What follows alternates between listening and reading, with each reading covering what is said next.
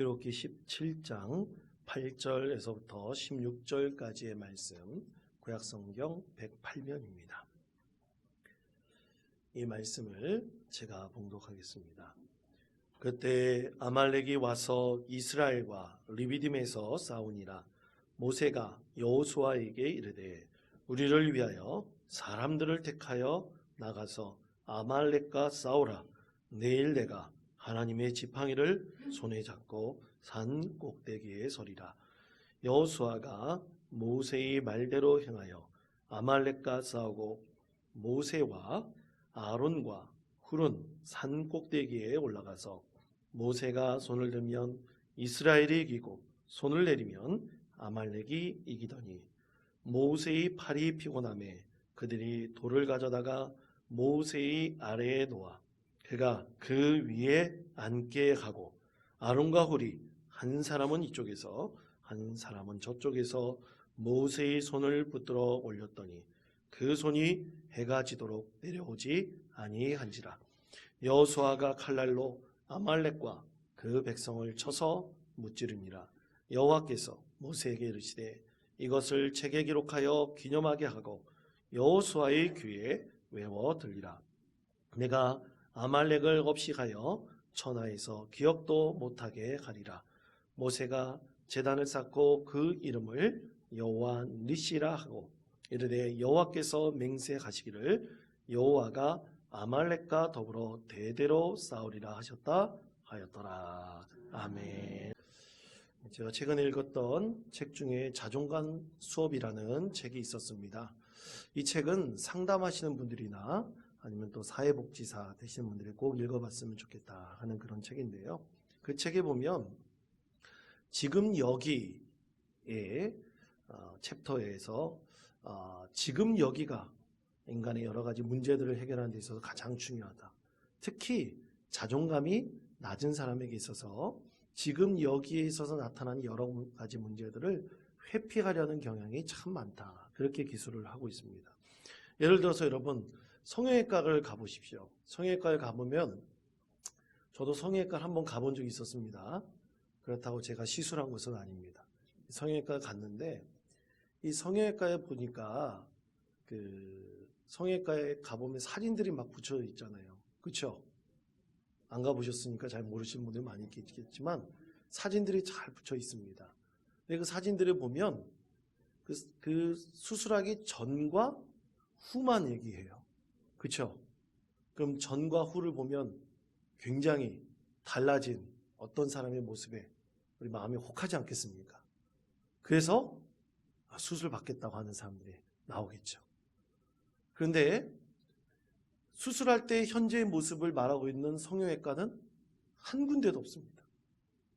수술 때 할 때 얼마나 기간이 걸리고 고통스럽고 또 이런 부작용이 있다 얘기 사실 잘하지 않아요. 붙여놓지도 않습니다. 그리고 수술한 부위가 어떻게 아물게 된다 이런 것도 보여주지 않아요. 왜 그렇습니까? 그 현재의 모습을 보면 수술을 안 받을 가능성이 훨씬 높기 때문에 그렇죠. 여러분 사람도 마찬가지입니다. 사람도 대부분 현재의 여러 가지 문제에 고통이 있으면 그것을 잘 집중하거나 그것을 받아들이려고 하지 않습니다. 어떤 분은 대부분 미래에 더 좋은 것이 있을 것이라 상상하다 그래요. 그래서 미래에 더 좋은 것이 있을 것을 상상하면 마음에 긍정의 에너지가 생겨서 이 현실의 문제를 극복할 수 있을 것이다 말하는 분들이 참 많습니다. 물론 맞는 말이죠. 그러나 여러분 상상을 통해서 내가 현실의 어려움을 극복하려고 어떤 긍정적인 생각과 에너지를 우리가 갖는다 할지라도 현실 문제를 부정할 수는 없습니다. 왜냐하면 현실을 뛰어넘을 수 있어야지, 현실의 문제를 해결할 수 있어야지 미래가 더 꿈같은 아주 좋은 미래가 펼쳐질 수 있기 때문이죠. 그럼 자존감이 낮은 사람은 어떤가? 주로 이런 사람은 과거에 집착합니다. 과거에 좋은 일이 있었던 나쁜 일이 있었던 늘 과거는 이랬는데 내 현실이 왜 이런가? 과거가 이렇게 좋았는데 왜 지금 문제는 왜 이런가? 이렇게 늘 과거 탓을 하고 과거로 자기를 자꾸만 끌어내리려고 합니다. 그러나 여러분, 과거의 문제는 과거의 문제일 뿐이에요. 현재 우리가 갖고 있는 고통과 아픔, 또 현재의 문제를 극복하지 않는다면 우리는 미래로 제대로 한 발자국도 나아갈 수가 없습니다. 미래가 희망적일 수 없습니다. 자, 오늘 말씀에서도 이스라엘 백성들은 늘 과거에 집착했습니다. 우리의 과거는 이랬는데, 우리의 과거는 저랬는데, 이스라엘 백성들이 그렇게 얘기하죠. 그래서 이렇게 말씀합니다. 출애굽기 16장 3절 말씀입니다. 출애굽기 16장 3절 말씀에다가 참 목소리 읽겠습니다.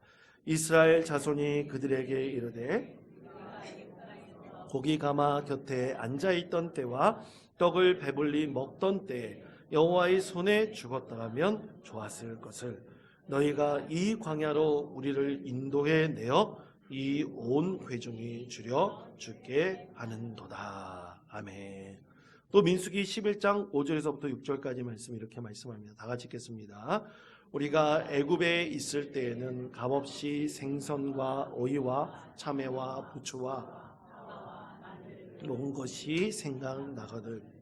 이제는 우리의 기력이 다하여 이 만나 외에는 보이는 것이 아무것도 없도다 하니. 아멘.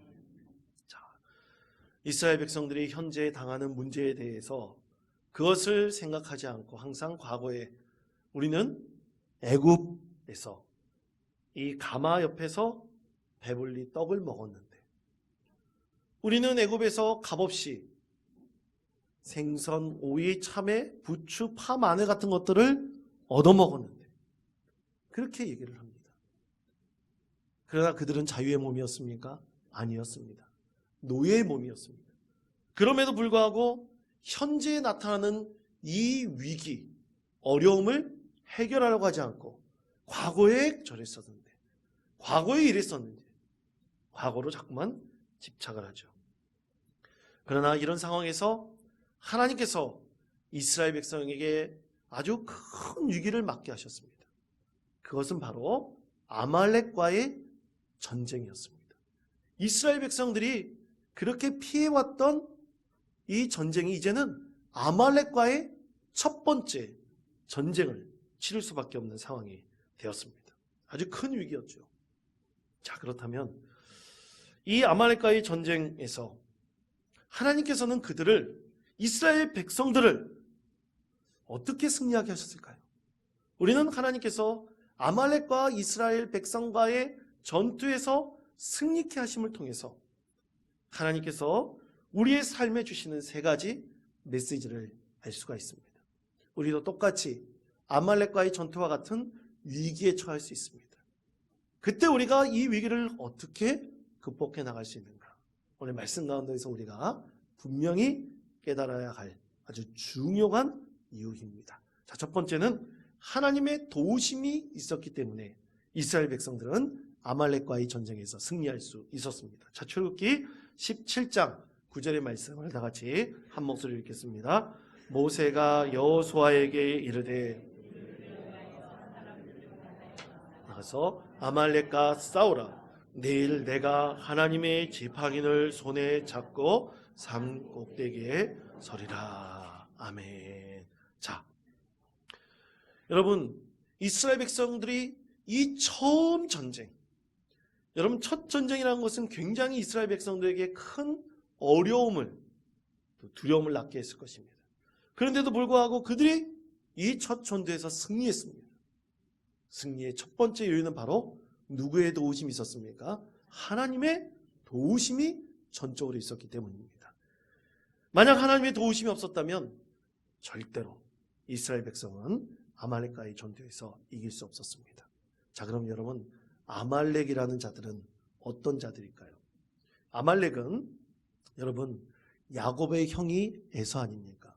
그 에서의 아들 중 엘리바스가 있었는데, 엘리바스가 첩을 들여 이 딥나라는 첩과 사이에서 낳은 아들이 바로 아말렉이었습니다. 이 가나안 땅 주변에 가나안 땅뿐만 아니라 그 주변에 이 아말렉 족속이 점점 늘어나가지고 그 지역을 차지하고 있었던 것이죠. 근데 이 아말렉은 굉장히 호전적인 족속이었습니다. 그리고 유목민으로서 많은 사람들의 물건을, 남의 것을 약탈해가는 것으로 주로 그들이 이득을 삼는 자들이 바로 아말렉 족속이었습니다. 그래서 이스라엘 백성들이 갖고 있는 것을 약탈하려고 지금 나타난 것이 바로 아말렉 족속들이었던 것이죠. 그래서 하나님께서는 이 아말렉 족속에 대해서 출애굽기 17장 14절 하반부분에 보면 내가 아말렉을 없이하여 천하에서 기억도 못하게 하리라. 하나님께서 이렇게 말씀하셨습니다. 왜냐하면 아말렉은 도륙하는 자들이고 굉장히 호전적인 자들이므로 이스라엘과는 항상 갈등과 대립이 있을 수밖에 없었어요. 그래서 아말렉과 이스라엘은 어떻게 됩니까? 절대로 함께 갈 수 없다는 것. 하나님께서 그렇게 말씀을 하셨습니다. 만약 이런 호전적이고 약탈을 일삼던 아말렉과의 전투에서 이스라엘이 패배한다면 아마 그들은 더는 가나안 땅으로 갈 여정을 행할 수 없었을지도 모릅니다. 첫 번째 전투에서 그들이 승리하지 못하고 패배한다면 하나님 앞에서 약속했던 그들에 대한 모든 비전은 다 사라질지도 모릅니다. 왜냐하면 앞으로 더 많은 위기들이 있을 텐데 이 위기들을 극복해 나갈 수 있는 능력, 힘을 그들이 도저히 가질 수 없을지도 모르기 때문입니다. 사랑하는 성도 여러분, 우리는 그럼 어떤 위기를 만날 때 우리 하나님의 도우심은 어떻게 나타날까요? 사실 여러분, 하나님의 도우심은 항상 우리 가운데 있습니다. 그런데 우리가 잘 못 알아볼 뿐이에요. 근데 우리 가운데 위기가 닥치잖아요? 그러면 우리는 하나님을 전적으로 찾습니다.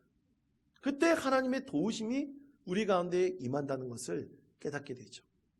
그러면 여러분, 위기는 뭡니까? 위기는 두 종류가 있어요. 하나는 보이는 위기가 있고 하나는 보이지 않는 위기가 있습니다. 보이는 위기는 물리적인 위기예요. 여러분, 이 물리적인 위기는 우리가 갖고 있는 지혜와 능력을 잘 이렇게 부합시켜가지고 그것을 잘 연합시키면 우리는 어떻게 보면 물리적인 위기에서 이겨나갈 수 있을지도 모릅니다. 승리할 수 있을 것입니다.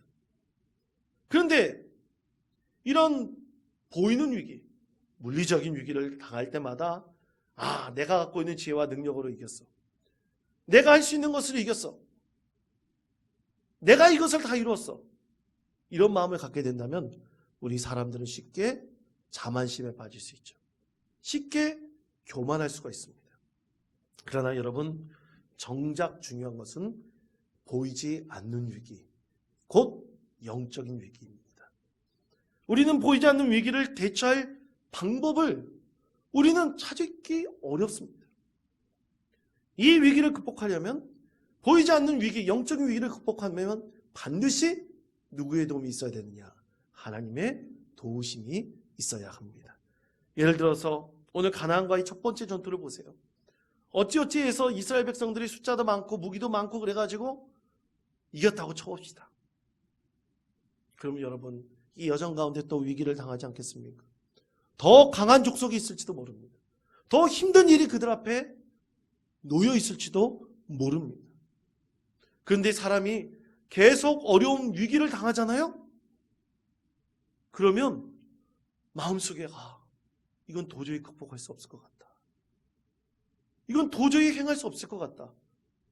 갑자기 큰 벽에 막히듯이, 개인적으로 본다면 공황장애에 빠지듯이 두려움에 직면할 수가 있습니다.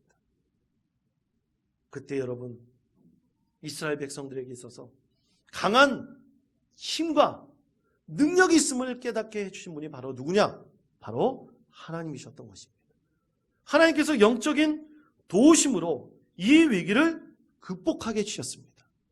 자, 그것에 대해서 어떻게 고백하고 있느냐? 출애굽기 17장 15절 16절 말씀 우리 다 같이 한 목소리 읽겠습니다. 모세가 제단을 쌓고 시라하고 이르되 여호와께서 맹세하시기를 여호와가 아말렉과 더불어 대대로 싸우리라 하셨다 하였더라. 아멘. 자, 여호와 니시라는 제단을 쌓았다고 했습니다.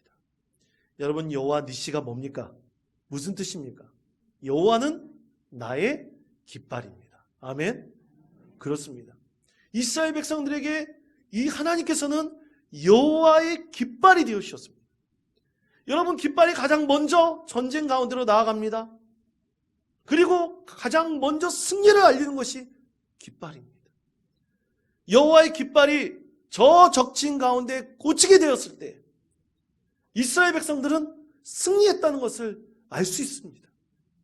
그러므로 그를 진정으로 도와주시는 승리의 깃발로 그를 인도해 주신 분은 누구시냐? 바로 하나님이셨던 것입니다. 하나님께서 여호와의 깃발이 되어주셔서 이스라엘 백성들을 승리케 해주셨던 것입니다.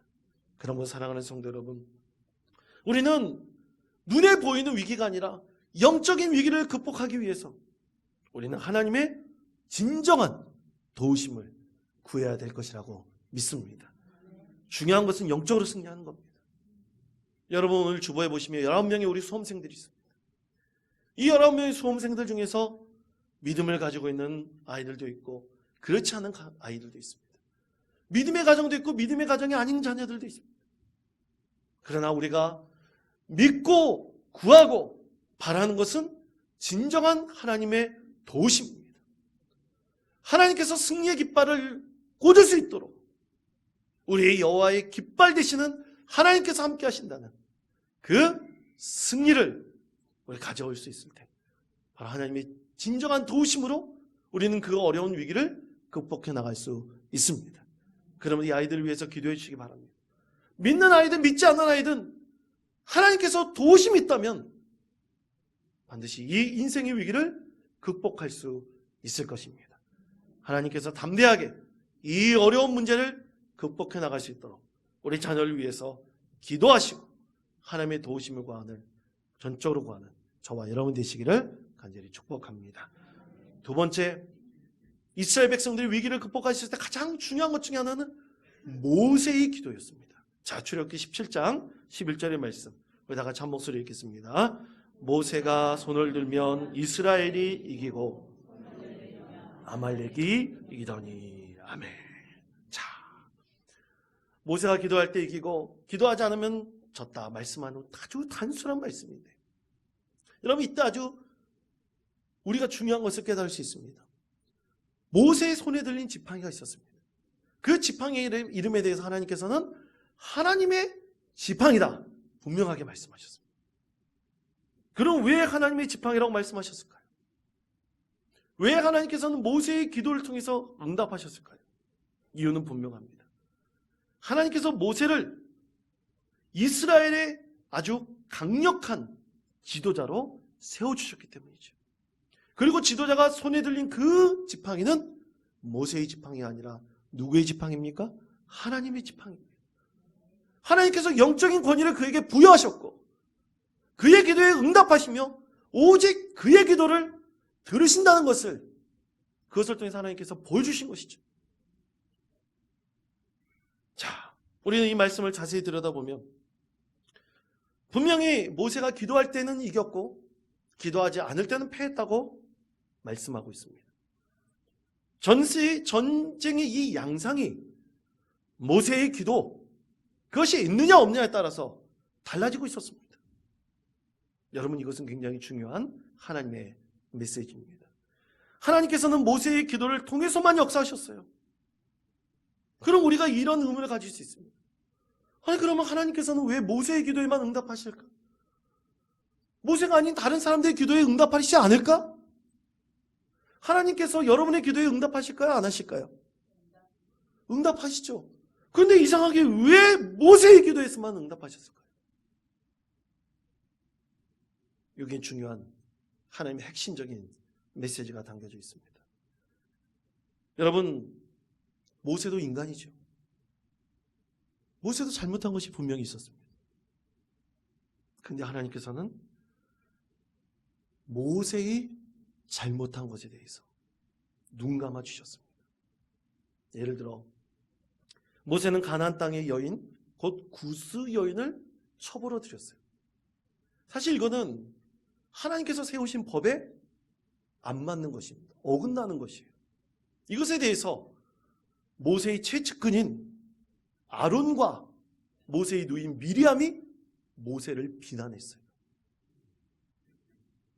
가히 그 최측근인 이 아론과 미리암이 비난했다면 이것이 얼마나 큰 문제입니까? 그런데 하나님께서는 미리암의 손에 나병 곧 한센병이 들리게 하셨습니다. 그러면서 아주 중요한 메시지를 말씀하십니다. 미리암과 아론이 모세를 비난하면서 이렇게 말했습니다. 민수기 12장 2절의 말씀입니다. 그들이 이르되 여호와께서 모세와만 말씀하셨느냐 우리와도 말씀하지 아니하셨느냐 하매 여호와께서 이 말을 들으셨더라. 이 이후에 민수기 12장 3절에서는 하나님께서 모세에 대해서 말씀하실 때 모세는 온유함이 지면의 모든 사람보다 더하다고 칭찬을 하시면서 다음과 같은 말씀을 하셨습니다. 민수기 12장 6절에서부터 8절까지 말씀 다 같이 한 목소리 읽겠습니다. 이르시되 내 말을 들으라. 야가 있으면 나 여호와가 환상으로 그를 그에게 알리기도 하고 꿈으로 그와 말하기도 하거니와 내 종 모세와는 그렇지 아니하니 그는 내 온 집에 충성함이라. 그와는 내가 대면하여 명백히 말하고 은밀한 말로 하지 아니하며 그는 또 여호와의 형상을 보고는 내가 어찌하여 내 종 모세 비방하기를 두려워하지 아니하느냐. 아멘. 자, 이 말씀을 요약해서 해석하면 이런 뜻입니다. 하나님께서는 아론과 미리암의 기도도 들으세요. 그 당시에 선지자가 있었다면 하나님께서는 그들의 기도도 들으시죠. 왜냐하면 우리 기도도 다 하나님께서 들으시지 않습니까? 그런데 하나님께서는 이스라엘 백성 중에서 오직 출애굽의 모든 여정을 마칠 수 있는 영적인 리더자로 세워주신 한 사람은 누구냐? 모세 한 사람밖에 없었다는 얘기입니다. 그래서 모세의 허물이 있더라도 모세의 부족함이 있더라도 비방하지 말라.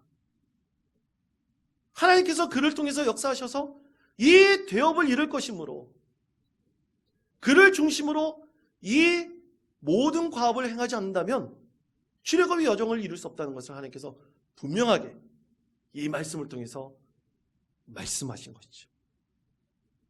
그래서 하나님께서는 모세의 기도를 들으셨습니다.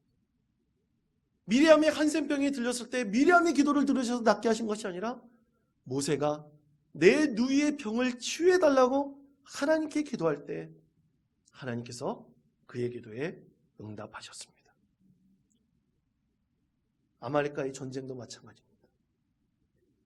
모세 한 사람의 손에 들려있는 것이 아니라 하나님께서 그의 영적 리더십을 세워주셔서 오직 그의 기도에 응답하시고 그의 기도에 함께 하신다는 것을 모든 이스라엘 백성들에게 보여줌으로써 그를 중심으로 어떤 위기와 어려움도 극복해 나갈 수 있도록 하나님께서 영적 리더십을 세워주신 것입니다. 사랑하는 성도 여러분, 교회의 머리는 누굽니까? 예수 그리스도입니다. 아멘? 이것은 불변합니다.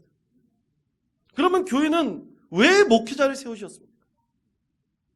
왜 목회자를 통해서 하나님의 말씀을 전하게 하시고 영적 리더자로 세워주셨을까요? 그것은 온 교회가 하나님의 말씀을 대언하는 목회자를 중심으로 교회의 어떤 위기, 어떤 어려움, 그리고 교회가 앞으로 나아갈 방향, 비전, 이 모든 것을 하나님께서 이루도록 그 중심에 세워주신 것입니다. 그래서 하나님께서 영적 리더들을 통해서 역사하시는 것이죠. 그러므로 여러분, 교회는 2명의 목회자가 있을 수 없습니다. 단 한 명의 목회자를 통해서 하나님께서 영적 리더자로 세워주시는 것입니다. 가정도 마찬가지입니다. 여러분, 우리 교족의 프로그램에 등록할 때 보면 믿음의 가장, 믿음의 세대주를 기록하는 부분이 있어요. 그 믿음의 세대주는 남편이 될 수 있고 아내가 될 수도 있습니다. 또 부모가 될 수도 있습니다. 그러나 그 가정의 영적 리더자로 믿음의 세대주를 하나님께서 세우셨다는 것을 여러분 잊지 마시기를 바랍니다. 그것이 누구든 상관없습니다. 그러나 그는 그 가정의 영적인 지도자입니다. 그 가정의 복음을 책임지는 자입니다. 그래서 그 가정을 위해서 밤낮으로 기도하며 그 가정의 어려움과 위기 가운데서 하나님의 은혜를 구해야 돼. 믿음의 가장이 바로 그분입니다. 그러므로 사랑하는 성도 여러분, 교회가 목회자의 영적 리더십을 통해서 비전이 선포되고 그것으로 교회가 이루어진다는 사실을 여러분 꼭 기억하시기를 바랍니다. 가정도 한 명의 영적 리더자를 통해서 가정이 세워진다는 것을 여러분 분명히 기억하시기를 바랍니다. 그것이 하나님께서 세우신 질서요, 하나님께서 이루시는 것입니다.